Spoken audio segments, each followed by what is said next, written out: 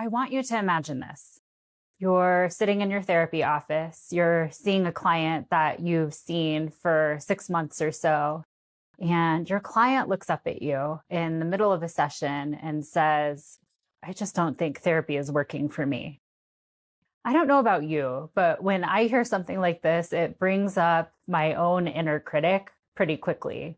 It brings up a part of me that starts to criticize me for how I'm doing therapy work, and it makes it really hard for me to start to respond to my client in an effective way. Being able to turn towards that inner critic with care and with compassion for myself has really helped me be able to be more responsive with clients. It's helped me be able to offer more compassion and more compassionate interventions to my clients in the therapy work that we do. My name is Lindsey. I am a psychotherapist in Austin, Texas. I have worked as an internal family systems therapist and also as an intimacy from the inside out therapist.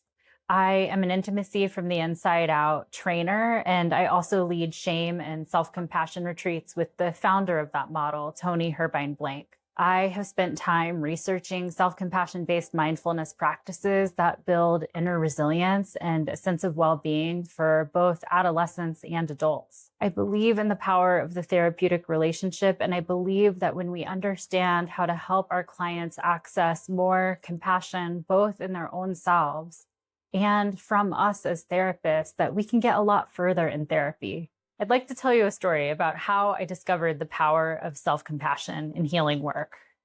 When I was a teenager, I was hungry for personal growth. I often escaped to the personal growth section of bookstores and read everything I could, and eventually winded up at a personal growth summer camp that taught me different types of mindfulness practices. I studied self-compassion-based mindfulness practices for my dissertation, and I really looked at how self-compassion-based mindfulness practices builds resilience for adolescents and young adults.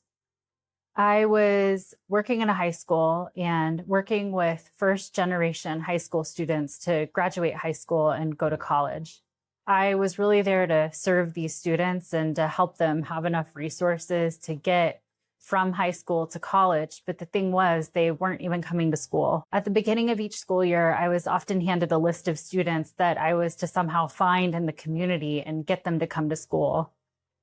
This was also met with administrators' hopelessness about the fact that they would even make it to school or that my work could be effective.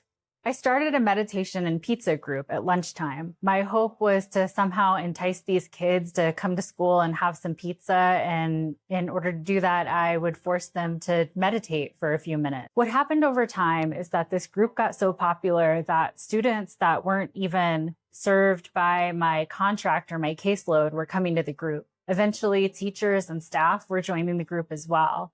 And one of the things I saw happen over time was that these students that were having a hard time making it to school were suddenly making it to school, and then they were improving their grades, and then they were graduating high school and go to college. Ultimately, I discovered that there was a real power to self-compassion-based mindfulness practices and a real power to applying self-compassion to our work.